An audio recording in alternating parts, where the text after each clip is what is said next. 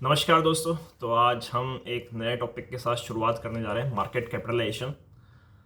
ये आप लोगों को थोड़ा बहुत समझ में आता भी होगा और कुछ मिथ्स, भ्रांतियां, भ्रम मैं और तोड़ने की कोशिश करूंगा। और इसमें दिक्कत, समस्याएं उन लोगों को ज़्यादा आती हैं जो कॉमर्स बैकग्राउंड से नहीं हैं। तो मेरी पूरी कोशिश रहेगी कि मैं उसको सरल शब्दों में समझाऊं ताकि आप सभी को समझ में आए। तो हम लोग शुरू करते हैं यार। मार्केट कैपिटलाइजेशन आपका किसी भी प्रोजेक्ट का जो ओवरऑल वैल्यूशन है, इसको इवेल्युएट करने की एक प्रोसेस है। जैसे फॉर एग्जांपल आप भी अपने डे टू डे लाइफ में, जनजीवन में आप ये एवेल्यूएट करते हैं कि आपके आसपास के घर के जो फ्लैट्स हैं, मकान हैं, प्लॉट हैं, उनकी कीमत अभी मार्केट में क्या चल रही है ना। इसमें हर किसी का इंटरेस्ट होता है। तो आप कैसे आकलन करते हैं इस बात का कि क्या कीमत चल रही है? तो जो लास्ट रेट पे जिस मकान, जो प्लॉट बिका है, उसको आप मान लेते हैं कि वही उसका मार्केट प्राइस है।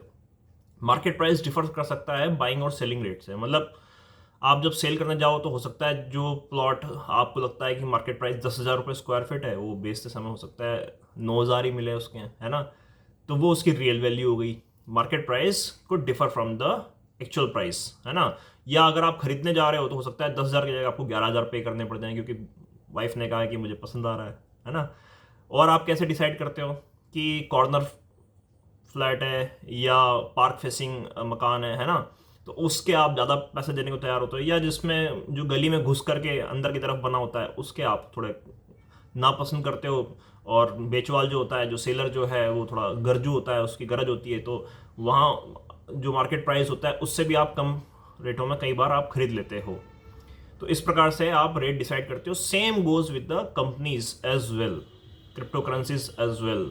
ठीक है, यहाँ पर भी सेम यही चलता है कि जो प्रोजेक्ट जितनी हाइप क्रिएट कर पाता है, जितना आपको वो बेहतर रोड मैप प्रेजेंट कर सकता है, उसी अकॉर्डिंगली आप वहाँ पर पैसा लगाते हैं। ठीक है, और वही पैसा लगाते लगाते उसका एक मार्केट कैपिटलाइजेशन क्रिएट होता है। तो प्लॉट के केस में क्या फॉर्मूला होता है कि जो प्रेवेलिंग मार्केट प्राइस है मल्टीप्लाई बाय द जो उसका एरिया है, स्क्वायर फीट में या यार्ड में, गज में, है ना।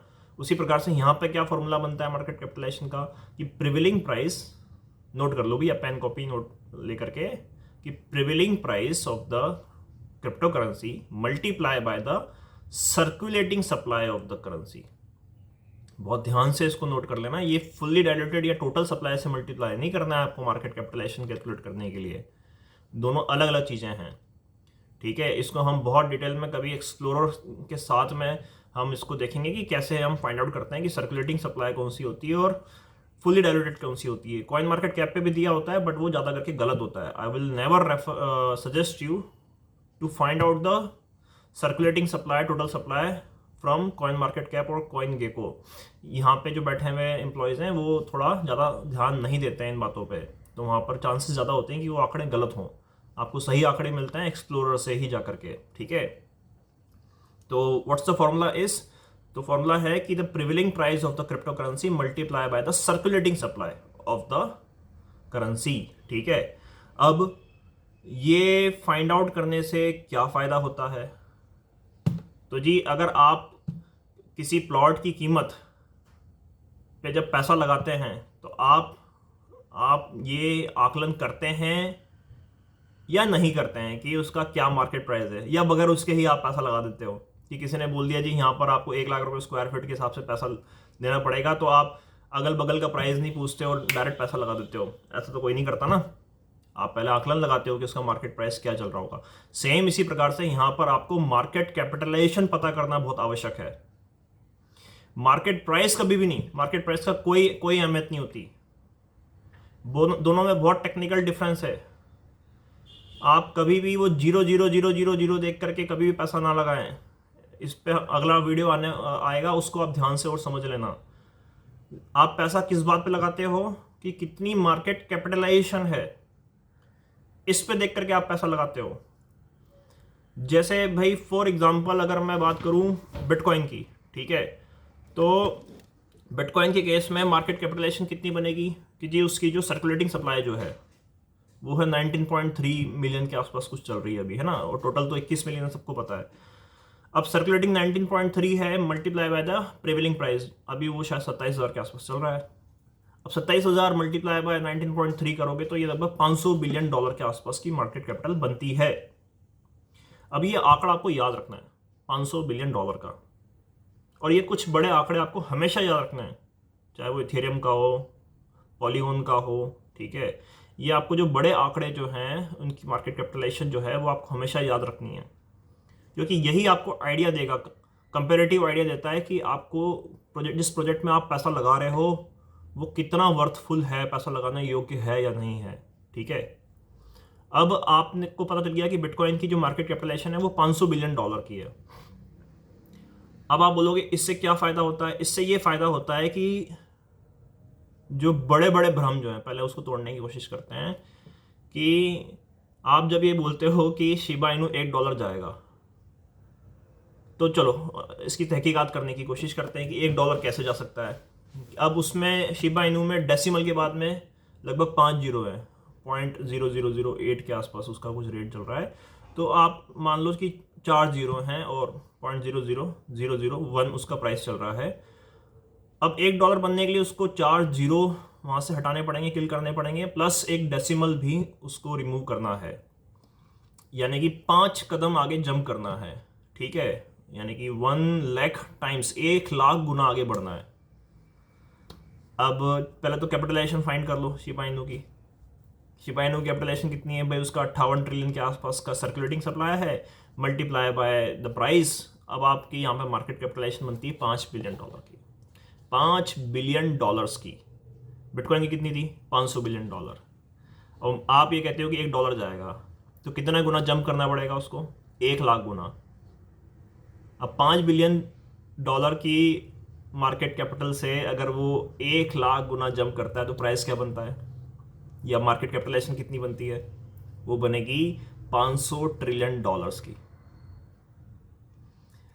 अब $500 ट्रिलियन एक आंकड़ा, ऐसा आंकड़ा हो गया जो मतलब यदि आप पूरे क्रिप्टो करेंसी की बात करो तो वो पूरी मार्केट जो है वो $1 ट्रिलियन की है, जिसमें बिटकॉइन, इथेरियम, पॉलीगॉन सब कुछ शामिल है। मतलब अभी जो लोगों ने पूरा पैसा लगाया क्रिप्टो करेंसी में वो ही $1 ट्रिलियन है। आप ये बोल रहे हो कि 1 ट्रिलियन तो नहीं, $500 ट्रिलियन जो है वो सिर्फ शिबा इनू में आ जाएंगे, तो क्या ये संभव है? मजाक की बात हो गई। चलो थोड़ी और कोशिश करते हैं, क्या हो सकता है कि भाई अब अगर हम बात करें कि पूरे पूरे विश्व के जितने भी तमाम शेयर मार्केट्स हैं, चाहे वो S&P 100, नेस्डेक्स हो, डाउ जोन्स हो, इंडिया का सेंसेक्स हो, ठीक है, डेक्स हो, ठीक है, सारे मार्केट का पैसा अगर हम देखें तो कितना है वो पता है? $100 ट्रिलियन, $100 ट्रिलियन। यानी कि अभी भी शिबा इनू को $1 ले जाने के लिए 80% पैसा कम पड़ रहा है। इससे 5 गुना पैसा और ज़्यादा चाहिए अभी कि शिबा इनू $1 पहुंच जाए। अच्छा, अब और क्या संभावनाएं बची हैं? तो पूरे विश्व के सारे मार्केट, जिसमें आपका शेयर मार्केट भी हो गया, क्रिप्टो करेंसी मार्केट भी हो गया, गोल्ड भी हो गया, कमोडिटीज़ भी हो गया, सब कुछ अगर आप सारा पैसा, सब लोगों ने अपनी दुकान, व्यापार, कारखाने, लेन देन, बैंक सब बंद कर दिया और सारा पैसा यहाँ पर लगा दिया, कहाँ? शिबा इनू में। तो 600-700 ट्रिलियन की जो पूरी वर्ल्ड मार्केट जो है, ठीक है, तब शायद शिबा इनू $1 पहुंच जाएगा। मतलब दुनिया में वो दुनिया और कोई कुछ काम नहीं कर रहा, सिर्फ वो सिर्फ शिबा इनू बाय कर रहे हैं, ठीक है। तो फिर ये बात की संभावनाएं बन जाती हैं कि हाँ, अब शिबा इनू जो है $1 पे पहुंच जाएगा। तो ये जो लोग शिबा इनू को $1 पे पहुंचा रहे हैं वो आपके साथ दरअसल स्कैम कर रहे हैं। अब वो बस दूसरा तर्क उनके पास में एक ही बच जाता है कि वो बर्न कर रहे हैं। तो बर्न कितना कर सकते हैं, क्या प्रैक्टिकल संभावना है बर्निंग की, ये मैंने आपको इससे जस्ट जो लास्ट वीडियो जो है बर्न पे, वो आप अगर आप देख लेंगे तो वो भी आपकी मिथ्याएं खत्म हो जाएंगी कि भाई कितना आपके पास में बर्निंग का ऑप्शन है, ठीक है। तो सबसे पहली बात जो आप लोगों को समझनी है वो ये है कि किसी भी कॉइन का जो आप जो आकलन करते हैं, प्राइस आकलन करते हैं, तो उसमें आपको मार्केट कैपिटलाइजेशन को बहुत सिंसियरली देखना है, ठीक है। अब एक भ्रांति में और यहाँ पर तोड़ता चलूँ कि जब हम ये बोलते हैं कि किसी अब ये कॉमर्स वाले स्टूडेंट भी हो सकता है मुझसे बहुत सारे इस बात से सहमत ना हो, मगर ये सच्चाई है कि जो आप मार्केट कैपिटलाइजेशन देखते हो, ठीक है, कि भैया मैंने कहा कि $500 बिलियन बिटकॉइन की मार्केट कैपिटलाइजेशन है, या फला कॉइन की मार्केट कैपिटलाइजेशन $2 बिलियन $5 बिलियन है, तो इसका ये अर्थ नहीं होता है कि वहां पर 2-5 बिलियन या $500 बिलियन बिटकॉइन में एक्चुअली में लगा हुआ है। ये उसकी सिर्फ मार्केट कैपिटलाइजेशन है। ये आपको बेहतर तरीके से तब समझ में आएगा जब कभी फ्यूचर में आपको मैं इसका डेमो दिखाऊंगा, एक करेंसी लॉन्च करके चार्ट में आपको बकायदा समझाऊंगा कि ये चार्ट एक्चुअली मूव कैसे करता है आगे की तरफ। ठीक है, तो ये मिथ्याएं हैं इस प्रकार की कि आपको जब ये लगता है कि जितना उसमें मार्केट कैपिटलाइजेशन है उतना ही वहां पे पैसा लगा हुआ है। ठीक है, ये नंबर 1 मिथ है जो एक कॉमनली एज्यूम्ड है या एक्सेप्टेड है सभी लोगों के बीच में, बट ऐसा होता नहीं है। ठीक है, दूसरी बड़ी मिथ ये है कि क्या मार्केट कैपिटलाइजेशन जो है वो कंपनी की रियल वैल्यू को रिफ्लेक्ट करता है। तो शेयर मार्केट के केसेस में तो थोड़ा बहुत ये बात समझ में आती है। क्यों? क्योंकि वहां पर जो होता है कंपनी के पास में रियल असेट्स होते हैं। ठीक है, रियल उनके पास में ऑफिसेस होते हैं, कारखाने होते हैं, प्रोडक्शन हाउसेस होते हैं, एम्प्लॉयज बैठे होते हैं, टर्नओवर होता है, सेल परचेज होती है। तो उसके बेसिस पे आप आकलन कर सकते हो कि नेट असेट्स या नेट इक्विटी जो है वो उसके आधार पे एक कैपिटलाइजेशन फाइंड आउट की जा सकती है। वो भी हमेशा वेराई करेगी, है ना। वो भी बहुत बार ओवर वैल्यूड हो सकती है या अंडर वैल्यूड हो सकती है। जैसे फॉर एग्जांपल टेस्ला बहुत ज़्यादा ओवर वैल्यूड था अभी 2-3 साल पहले तक। ठीक है, फेसबुक, गूगल, ये सब ओवर वैल्यूड थे, लोगों ने उसका प्रीमियम पैसा दिया, वही प्लॉट वाला हिसाब किताब, आपको पसंद आ गया तो आपने ज़्यादा दाम देकर के खरीद लिया। ठीक है, और फिर क्या हुआ कि जब नेगेटिव न्यूज़ आई अडानी का स्टॉक, कि भाई लोगों को ज़्यादा उम्मीदें आ गई कि भाई ये तो बिजली भी बना रहा है, ये तो कोयला भी निकाल रहा है, ये तो भाई गैस भी दे रहा है, और ऐसे करके हाइप बनती गई। और एक नेगेटिव न्यूज़ आती है, चाहे वो टेस्ला हो, चाहे वो फेसबुक हो, चाहे अडानी स्टॉक्स हो, फिर वो डंप करते हैं अपनी रियल वैल्यूएशन की तरफ। और फिर जो ज़्यादा डंप हो जाते हैं तो वो दोबारा फिर उसमें पुल बैक भी आता है। क्यों? क्योंकि फिर वो वापस से अपनी रियल वैल्यूएशन की तरफ आगे बढ़ते हैं। ठीक है, तो वो रियल वैल्यूएशन जो है वो फाइंड आउट करना बहुत आवश्यक है if you want to be a smart investor. ठीक है, अगर आप ओवर वैल्यूएशन की तरफ इन्वेस्टमेंट करोगे तो ज़्यादा चांसेस क्या हो गए कि जब नेगेटिव न्यूज़ आएगी कभी भी एक भी गलती से मार्केट में, तो वो प्राइस डंप करेगा, जैसे टेस्ला या अडानी का करा। ठीक है, वहां फिर आप उलझ जाओगे। पर ये जो यदि आप स्मार्ट इन्वेस्टर हैं तो आप हर चीज़ की तहकीकात करोगे कि उसके नेट असेट्स क्या हैं, total assets minus total liability is equal to net assets, या इक्विटी फाइंड आउट जब आप करना सीख जाएंगे तो आप इस प्रकार से उलझोगे नहीं। और क्रिप्टो करेंसी की मार्केट में तो ये बात बहुत ज़्यादा गंभीर है, क्योंकि यहाँ पे तो रियल कुछ होता ही नहीं है। ठीक है, यहाँ पर तो भाई सब कुछ जो है हाइप है, यहाँ पर तो सिर्फ फोमो है, यहाँ पे ना तो कोई टर्नओवर है, ना कोई ऑफिस है, ना कोई एम्प्लॉयज़ है, ना कोई डेवलपमेंट है, बस आपको सिर्फ और सिर्फ हवा बेची जाती है। यहाँ तो मजाक भी बिक जाता है, यहाँ तो शिबा इनू भी बिक जाता है, कहीं बिलियन डॉलर्स की वर्थ बन जाती है, पेपे भी बिक जाता है यहाँ पे, अब मेंढक बिक रहा है यहाँ पे, कुत्ते बिल्ली गधे सब कुछ बिक रहा है यहाँ पे, मजाक बिक रहा है यहाँ पर, और मजाक के भी बिलियंस ऑफ डॉलर्स की वर्थ है। ठीक है, आप एक प्लॉट खरीदते हो, उसमें उसकी खासियत ये है कि आपको लैंड की ऑनरशिप मिल रही है, वहाँ पे एक मकान बना सकते हो आप। ठीक है, और फिर उसकी जो गुणवत्ता जो होती है, उसकी जो खासियत होती है, उसके हिसाब से आप उसमें प्रीमियम पैसा देना शुरू करते हो। लेकिन आप जब पेपे खरीद रहे हो तो आपके पास में कुछ नहीं आ रहा, ना वो कंपनी आपको कुछ देने वाली कभी भी। ठीक है, लेकिन सिर्फ और सिर्फ out of FOMO, out of hype, आप वहां पर बेशुमार पैसा लगा रहे हो। ठीक है, तो at the end of the day क्या होगा, जब वो मजाक खत्म होगा तो आपके साथ मजाक हो चुका होगा। अब आपको ये बातें तो समझ में आ गई होंगी कि मार्केट कैपिटलाइजेशन होता क्या है, इसका आकलन कैसे करना है। इसकी थोड़ा सा और हम डीप में जाते हैं। वैसे ये बहुत बड़ा टॉपिक है, तो हम इसको डिटेल में डिस्कशन तो टेलीग्राम पे ही करेंगे। ठीक है, बट मैं आपको कुछ थोड़े से और हेड्स ऑफ द टॉपिक और बता देता हूँ जो ज़रूरी हैं। अब इसमें एक चीज़ और ज़रूरी क्या होती है कि आप इसको कैटेगराइज करना शुरू करें कि जी मार्केट कैपिटल में लार्ज कैप, फॉर एग्जांपल यही सब कुछ, बिटकॉइन, इथेरियम, है ना, जो ज़्यादा मार्केट कैपिटलाइजेशन लेकर के बैठे हैं। फिर उसके बाद में मिड कैप, जो सैंड, गाला, इस प्रकार के जो छोटे मोटे जो मिडिल लेवल के जो कॉइन्स होते हैं, जिनकी कुछ मिलियन डॉलर्स में वर्थ होती है, $100 मिलियन या उसके आसपास की जो है। फिर स्मॉल कैप, जो और थोड़ा सा गए गुजरे हैं, जो लेयर 2 पे जो लॉन्च होते हैं, BSC पे लॉन्च होते हैं, या पॉलीगॉन नेटवर्क पे जो लॉन्च होते हैं। ठीक है, फिर उसके बाद में आप कंपेयर करो इन सबको एकदम लास्ट कैटेगरी में जाकर के जो कैटेगराइज आप कर सकते हो वो होता है मिनी या माइक्रो, जिसमें 5 लाख 2 लाख डॉलर वाले कॉइन्स भी होते हैं। अहमियत सबकी है, सब इंपॉर्टेंट है, ठीक है। ऐसा कुछ नहीं है कि कोई छोटी मार्केट कैप वाला है तो वो इंपॉर्टेंट नहीं है, बल्कि कई बार तो इंपॉर्टेंट वही ज़्यादा होता है। क्यों? क्योंकि अगर उसमें वाकई में अगर कोई रियल डेवलपमेंट हुआ, ठीक है, तो उसके चांसेस ज़्यादा हैं, क्योंकि वहाँ पर पैसा ज़्यादा आ सकता है। जो ऑलरेडी एक लार्ज कैप पे बैठा हुआ उसके चांसेस कम है कि वो ज़्यादा अब ग्रो करेगा। बट जो स्मॉल कैप है, बट रिस्की भी वही होते हैं। क्यों? क्योंकि रिस्की कौन है? छोटे स्मॉल कैप वाले। क्यों?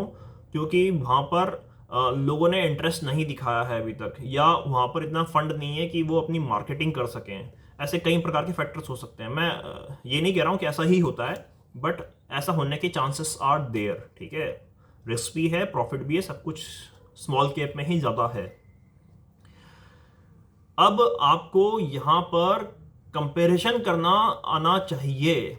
जैसे कि एग्जांपल, आप प्लॉट जब खरीदते हैं तो आप ये देखते हैं कि एक मोहल्ले में एक प्लॉट सेम लोकेशन, जैसे कि भाई पार्क फेसिंग भी है, कॉर्नर फेसिंग भी है, उसमें 2 फ्लोर भी बना हुआ है, तो वहाँ पर तो 10,000 रुपये स्क्वायर फीट है। सेम दूसरा वाला एक मोहल्ला और नया बन के तैयार हो रहा है, वो हो सकता है आपको लगे कि ज़्यादा बेहतर बनेगा या बन चुका है, तो आप कंपैरिजन करते हैं, ठीक है, कि यार वहाँ 10,000 रुपये स्क्वायर फीट है बट ये ज़्यादा बेहतर बन रहा है या ये कम बेहतर बन रहा है, तो इसके रेट या तो 12,000 15,000 तक पहुँच सकते हैं या 4-5 हज़ार तक ही रहेंगे, ठीक है। डिस्पाइट द फैक्ट, क्योंकि अभी वो नया जो मोहल्ला हो सकता है, अभी अगर वो लॉन्च नहीं हुआ है तो वहाँ पर हो सकता है 2,000 रुपये ही रेट हो, बट वो आफ्टर डेवलपमेंट हो सकता है वो उसको भी क्रॉस कर जाए, जो ऑलरेडी जो एक जिसका पोजीशन हो चुका है। इसी प्रकार से जो स्मॉल कैप्स जहाँ पर इन्वेस्टमेंट करने जा रहे हैं, ठीक है, तो वहाँ पर भी आप ये बात जरूर देखें कि उसके कंपेरेटिव जो कॉम्पिटिटर्स जो मार्केट में एग्जिस्टिंग हैं, ठीक है, जो ऑलरेडी वहाँ पर मार्केट में है, उनकी मार्केट कैपिटलाइजेशन कितनी है।